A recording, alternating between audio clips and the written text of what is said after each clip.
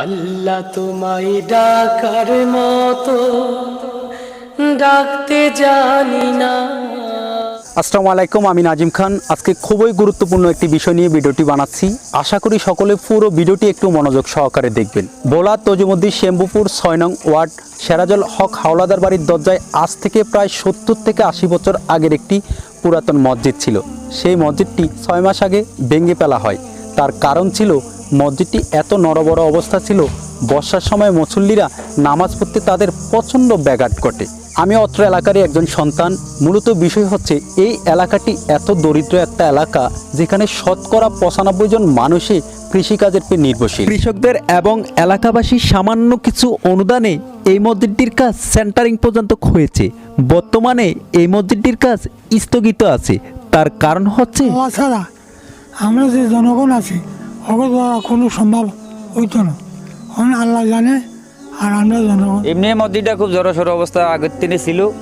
এলাকা তো অত উন্নয়নমূলক কিছু নাই, কোনো নেতা বুঝেও ভালোভাবে কিছু করে না, ভালো ধনী মানুষও নাই। অতএব গ্রামের চাচ্ছিলাম আমার যে একটু ভাঙি চুরু ঠিকঠাক মতো করবো, করতে গিয়ে অত গ্রামে কিছু মিল চাঁদা ধরছি, সবাই মিলি ময় মুরব্বীরা ধরছে। ধরার পরে এখন দেখা গেছে যা যে পর্যন্ত সম্ভব দিছে, বাকিটা অত করোনার বিভিন্ন কারণে ওনার দিতে ফাটতে আসে না। দুটো আমরা ভাইতে আসি না, সব ফোকায় লই গেছে। এখন আল্লাহ যে কি করে তা জানি না। কীভাবে মসজিদ এলাকার মসজিদটা একদম গরিব এলাকা, বড় গরিব একটা মহল্লা। আর আমি তো এই মহল্লার ইমাম না, আমি পাশে মহল্লার ইমাম। আমি তো আসা যাতে দেখি মসজিদটা একদম অসহায় একটা মসজিদ। গরিব এলাকাতে হিসাবে মানুষ কিছু চান্দা মাসি ধরে মোটামুটি এ পর্যন্ত করে অপেক্ষায় আছে। চাইনি যেন কেউ যদি কারো যদি মনে দয়া হয়, হ্যাঁ দয়া আসে, হৃদয় যদি নরম হয়, চাইনি কিছু অনুদান দিতে পারে কিনা বা মসজিদটা বাকি অংশ কাজগুলো আগাইতে পারে কিনা। সেজন্য আমি দেখছি দীর্ঘদিন পর্যন্ত মসজিদটা এই অবস্থায় কি ছিল, এখন আছে। সেজন্য যদি কারো যদি সহযোগিতা যদি তারা পায়, ইনশাল্লাহ আমার সামনের দিকে কাজগুলো আগাইতে পারে। আর নইলে গরিব মসজিদ কি করার আছে, এ তো এইভাবে থাকবে। কেউ তো নজরে পড়ে, কেউ তো খোঁজ খবর নেয় না, বললো কোনো তৎপরতা করে না। ওইটা রয়েছে আমাদের এলাকা তো মানিয়ে একদম লোকাল সাইড। হ্যাঁ, প্রপার সাইড হলে তো মানুষের কাছ থেকে চান্দা মাসুল ধরা যাইতো বা রোডের গাড়ি ঘোড়া চলতো। এখানে তো গাড়ি ঘোড়ারও ব্যবস্থা নাই, একদম লোকাল তো। এই জন্য অর্থনীতির দুর্বলের কারণে আমরা এলোমেলো ফিরে রয়েছি। এখানে তো ভালো অর্থনীতি কোনো বড় লোক নাই। আলহামদুলিল্লাহ রাব্বিল আলামিন ওয়াসসালাতু ওয়াসসালামু আলা নবিল আমিন, আম্মা বাদ।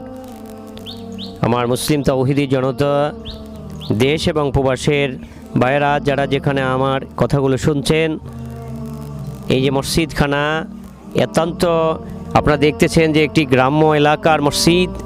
এই মসজিদটি তাদের অর্থায়নে শুরু করেছিল, কিন্তু কিছুদিন পরেই তাদের যে অর্থ শেষ হয়ে গেছে। সামনে রমজানুল মোবারক মাস, আপনারা দেখতেছেন যে মুসল্লিদের নামাজের জন্য টিন দিয়ে সারফা করে একটা ব্যবস্থাপনা করা হয়েছে। তবে যদি বর্ষা হয় তাহলে এখানে নামাজের পরিবেশ থাকবে না। রাসূল সাল্লাল্লাহু আলাইহি সাল্লাম বলেছেন, আস-সাদকাতু তারুদ্দুল বালা। দেখুন আজ আমাদের গোটা পৃথিবীর মধ্যে করোনা নামক একটি বালা চলমান। আল্লাহ রাসূল সাল্লাল্লাহু আলাইহি সাল্লাম বলেছেন, যে ব্যক্তি সদকা করবে আল্লাহ তাআলা তাদেরকে এই মহামারী থেকে, মহাবিপদ থেকে আল্লাহ পাক রব্বুল আলামিন হেফাজত করবে। এই বিপদ থেকে তাদেরকে উদ্ধার করবে, আল্লাহ তাআলা বিপদকে দূরে সরিয়ে দিবে। আজ দেখুন, আজ আমরা সামান্য একটা যে আমাদের দেশে সামান্য একটা করোনা ভাইরাস হলে ধরা পড়লে আমরা দেখতে পাই যে হাসপাতালে যে অক্সিজেন ভেন্টিলেটরের খরচ দৈনিক অনেকের ৭০,০০০ টাকা, ১ লক্ষ টাকা বিল উঠে। কিন্তু আল্লাহ রাসূল সাল্লাল্লাহু আলাইহি সাল্লাম বলেছেন যে আস-সাদকাতু তারুদ্দুল বালা, যে সদকা করলে আল্লাহ তাআলা এই বালা থেকে আল্লাহ তাআলা হেফাজত করবে। এই জন্য আপনারা আসুন, এই মসজিদে দান করুন আর নিয়ত করুন যে আল্লাহ তাআলা, আল্লাহ তুমি এই দানের উসিলা আমাকে তুমি এই মহামারী থেকে তুমি আমাকে হেফাজত করো। প্রিয় প্রবাসী ভাইয়েরা, আপনারা এই দেশের হাসি ফোটানোর জন্য, মা বাবার বুকে হাসি ফোটানোর জন্য এদেশের বহু ধর্মীয় প্রতিষ্ঠান আপনাদের দানের দ্বারায় বিভিন্ন মাদ্রাসা, মক্তব, বিভিন্ন মসজিদ নির্মাণ হচ্ছে।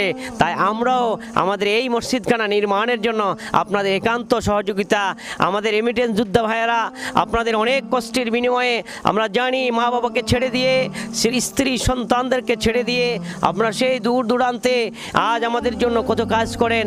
তো ভাই, আমরা বন্ধুগণ আপনাদের কাছে অনুরোধ করব, আপনারাও আমাদের এই মসজিদ নির্মাণের জন্য একটু সহযোগিতা করবেন এবং আমরা দোয়া করবো এলাকাবাসী সকলে মিলে। এবং আল্লাহ রাসূল সাল্লাল্লাহু আলাইহি ওয়াসাল্লামের উক্তি দ্বারা বোঝা যায় যে আল্লাহ তাআলা আপনাদেরকে এই করোনা ভাইরাস থেকে হেফাজত করবে। আমরা দোয়া করি, আমিন। যে যেখান থেকে আছেন এই মসজিদের কর্তৃপক্ষের নাম্বারে যোগাযোগ করে এই মসজিদের আপনারা সার্বিক সহযোগিতা করবেন এবং এই মসজিদ নির্মাণে আপনাদের সকলের আমরা সার্বিক যে অবস্থান থেকে যেখানে যার যতটুকু তৌফিক আছে ওই তৌফিক অনুযায়ী এই মসজিদকে সহযোগিতা করার জন্য আমরা বিনীতভাবে অনুরোধ জানাচ্ছি। আল্লাহ তোমায় ডাকার মতো ডাকতে জানি না।